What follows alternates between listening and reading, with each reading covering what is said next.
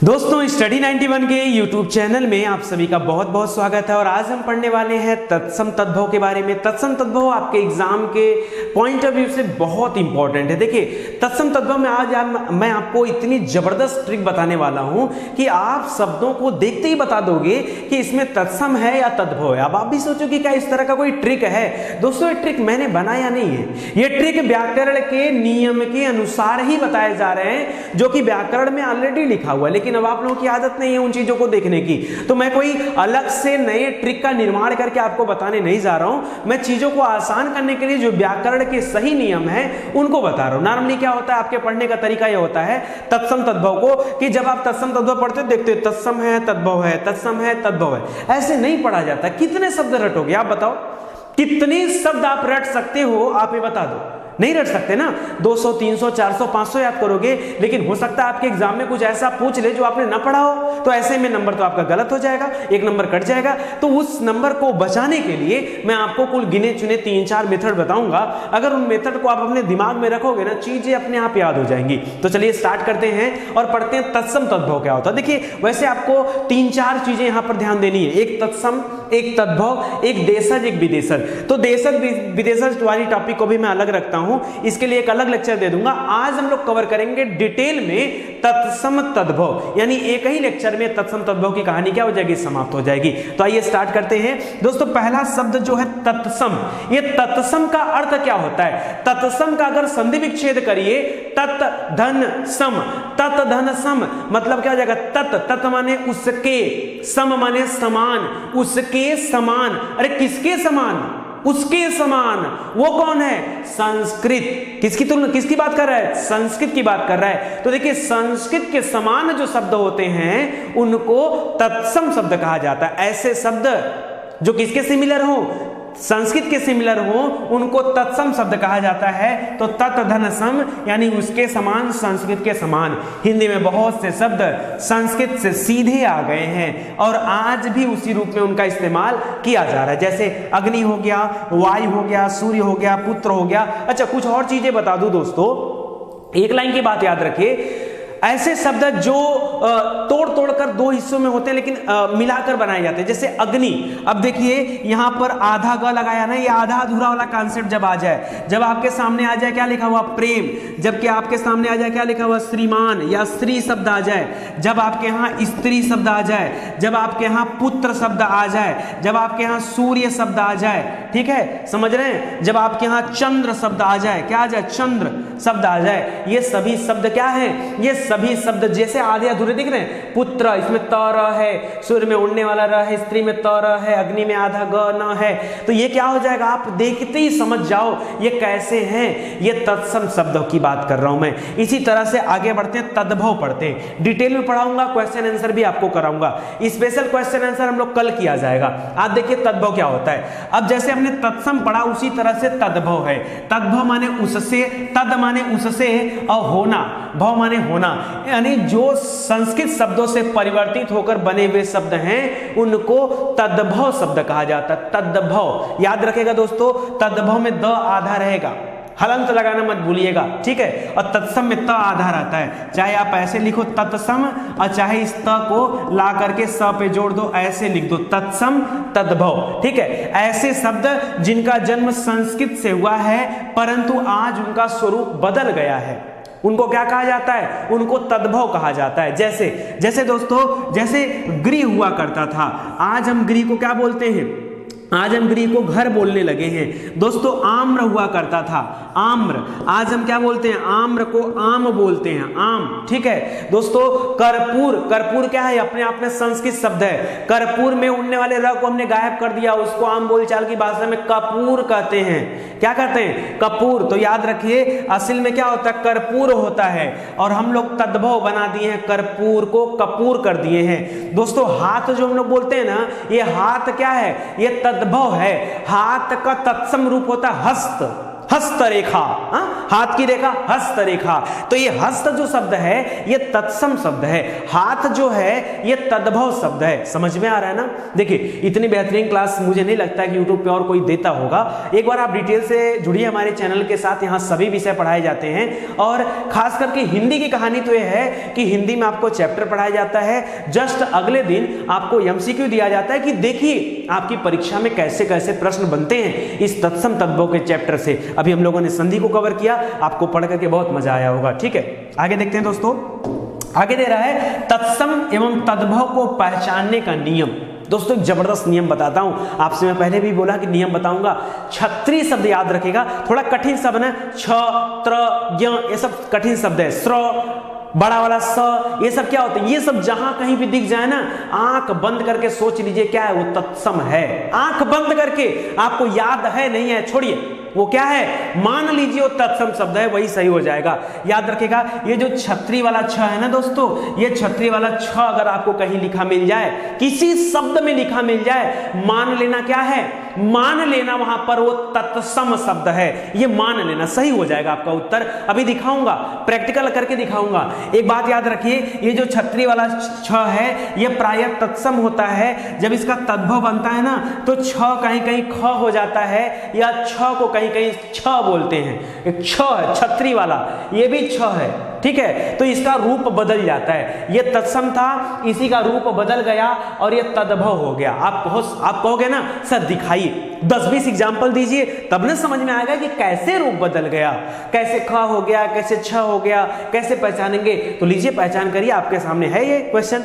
पहला क्वेश्चन दे रहा है दोस्तों, ध्यान से देखिएगा, आपसे पूछता है क्षीर। मैंने आपसे कहा ना कहीं भी छत्री वाला छ दिख जाए समझ जाना तत्सम है। बताइए क्षीर में छ है, अक्षर में छ है, परीक्षा में छ है, साक्षी में छ है, अक्षी में छ है, ठीक है, क्षेत्र में छ है। कहीं भी आपको छ लिखा हुआ मिल जाए ना, अरे मेरे भैया बता रहा हूं ना तत्सम शब्द होता है छ, कंफर्म है। बाद में हमने क्या बताया, अगर इसका रूप बिगड़ेगा तो या तो ख बनेगा या तो छ बनेगा, या तो ख या तो छ, छतरी वाला। अब देखिए जो क्षीर था वो क्या बन गया, खीर बन गया। जो अक्षर था वो क्या बन गया, ऐसे बन गया, अ आधा च और फिर छ और फिर र, अक्षर हो गया। अक्षर का अक्षर हो गया, अक्षर अक्षर, समझ रहे हैं। अब उसी तरह देखिए परीक्षा का परीक्षा हो गया, साक्षी का साखी हो गया, ख आया ना, अक्षी का आंख हो गया, क्षेत्र का खेत हो गया।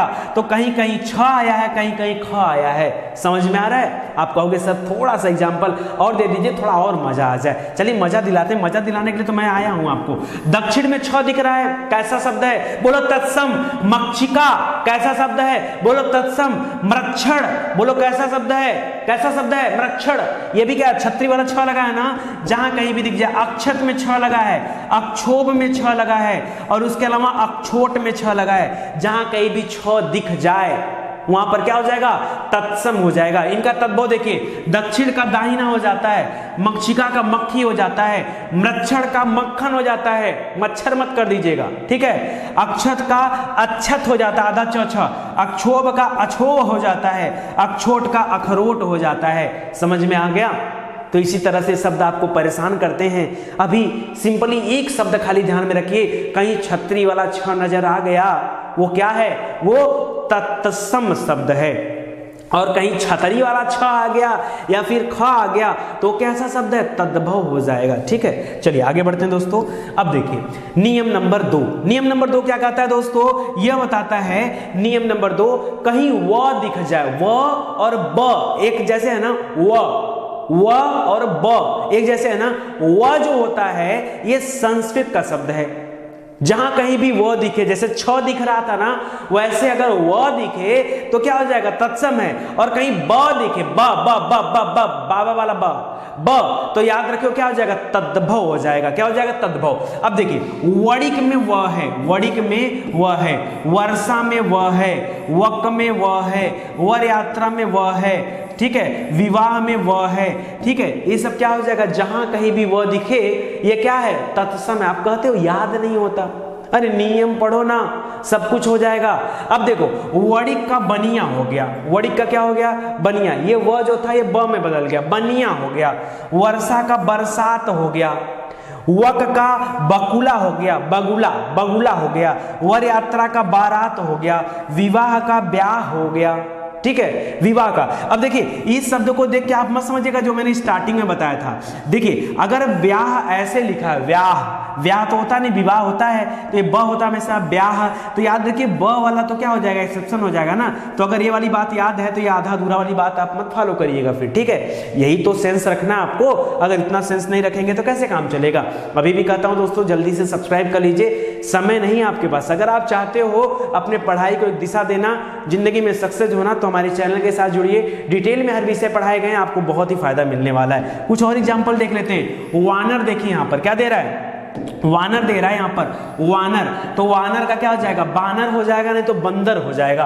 तो वह क्या है, तत्सम है, और ब क्या है, तद्भव है। इसी तरह से विद्युत होता है, क्या होता है, विद्युत ऐसे लिखते हैं नॉर्मली, वो टाइपिंग में ऐसे है, ये विद्युत ऐसे होता है, ठीक है। विद्युत का क्या हो गया, बिजली हो गया, विद्युत का बिजली हो गया। तो वह दिख रहा है ना, उद्यवर्तन, उद्यवर्तन ऐसे लिखता है, ठीक है, उद्यवर्तन, ठीक है, उद्यवर्तन है। उद्यवर्तन का उबटन हो गया, अरे बुकवा, उबटन, ठीक है। वत्स का बच्चा हो गया, वधु का बहू हो गया, ठीक है। वर का बर हो गया, विभीतिका का बहेड़ा हो गया।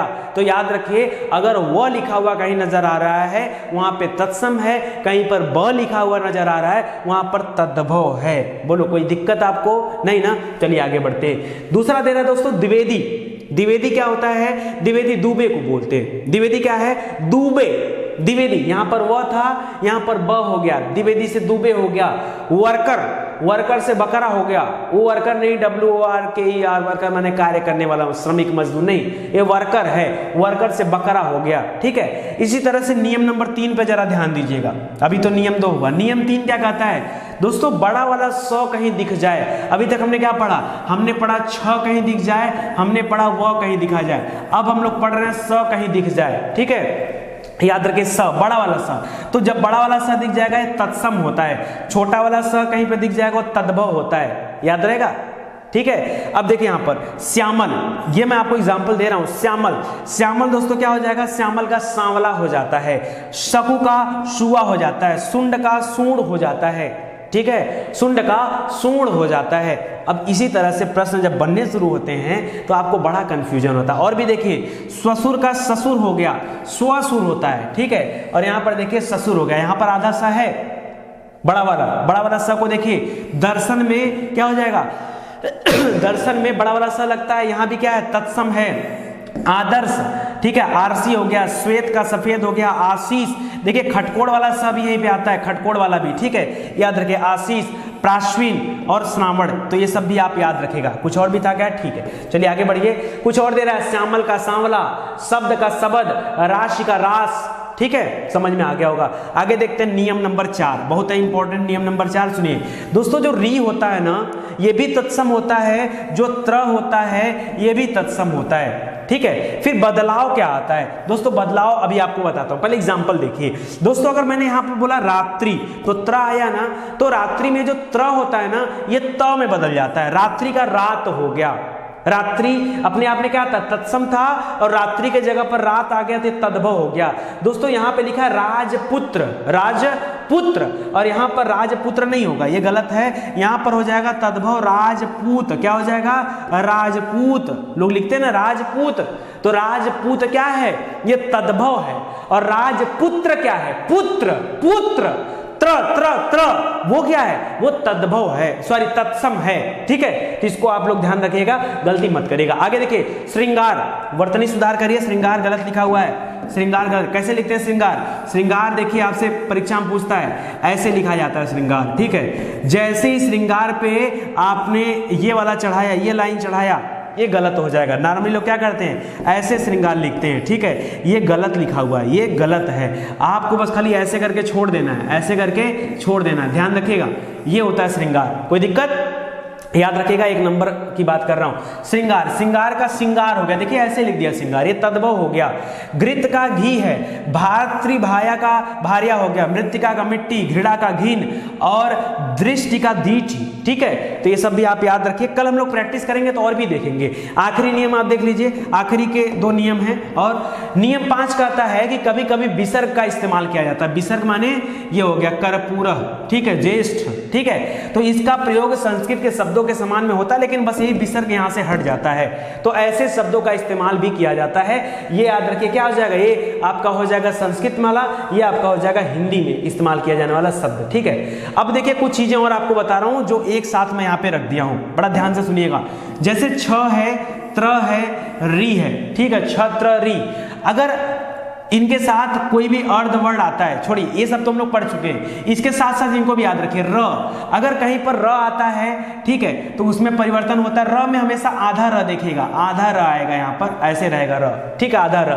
य का ज बनता है, बड़े वाले स का छोटा वाला स बनता है। इसका तो 2 चीज बनता है, या तो इसका छोटा वाला स बन सकता है या तो घ बन सकता है। ठीक है, अब आप कहोगे कैसे, सुनो एक एक चीज आपको बता रहा हूं दोस्तों। देखो गोधुम हुआ करता था, ठीक है, एक और याद रखिए, चंद्र बिंदु, कहीं भी अगर आपको चंद्र बिंदु लगा हुआ नजर आ जाए, तद्भव होता है। क्या होता है, तद्भव। यहां तत्सम नहीं याद रखना, तद्भव। चंद्र बिंदु पे तद्भव, एक बिंदी है तो तत्सम हो सकता है, एक बिंदी है तो तत्सम हो सकता है, लेकिन अगर चंद्र बिंदु लग गया, चंद्र बिंदु मतलब समझते, एक बिंदी ऐसे होता है और चंद्र बिंदु ऐसे होता है, समझ रहे हैं, तो ये वाला तत्सम हो सकता है, लेकिन ये वाला हमेशा क्या रहेगा, ये तद्भव ही रहेगा।